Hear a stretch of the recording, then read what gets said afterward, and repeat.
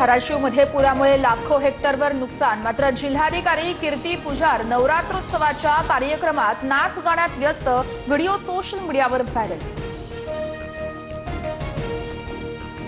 धाराशिवमध्ये विदारक परिस्थिती, सर्वांनी याचं भान ठेवावं। इथून पुढील सर्व सांस्कृतिक महोत्सव रद्द करा, ती रक्कम पूरग्रस्तांना द्या।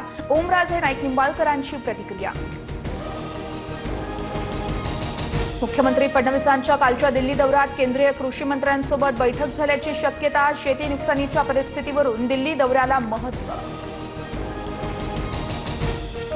राज्यातील अतिवृष्टीच्या नुकसानीचा अहवाल केंद्र सरकारला पाठवणार। केंद्राची समिती नुकसानग्रस्त भागाची पाहणी करणार। लवकरच नुकसानग्रस्त शेतकऱ्यांना दिलासा मिळणार, सूत्रांची माहिती। महाराष्ट्रातील अतिवृष्टीने झालेल्या नुकसानीसंदर्भात गृहमंत्री अमित शहांना निवेदन। मुख्यमंत्री देवेंद्र फडणवीसांची माहिती। 50 लाख हेक्टरहून अधिक शेतीचं नुकसान, एनडीआरएफकडून भरीव मदतीची मागणी।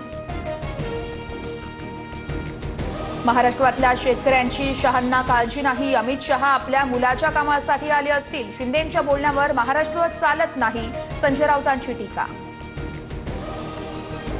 घरांमध्ये पाणी गेलेल्यांना 5,000ची तातडीची मदत सुरू। 10 किलो धान्याचं वाटप सुरू। धान्याची मदत कमी असल्यानं मुख्यमंत्र्यांशी चर्चा सुरू, अजित पवारांची माहिती। काम करतो त्यालाच टार्गेट करता, अजित पवारांचं वक्तव्य। पैशाचं नाटक करता येत नाही, या वक्तव्यानंतर अजित पवारांवर विरोधकांकडून टीका। नांदेडमध्ये गोदावरी नदीला पूर, 461 नागरिकांचं सुरक्षित ठिकाणी स्थलांतर। अनेक घरं पुराच्या पाण्याखाली, शेकडो हेक्टरवरील पिकं सडली।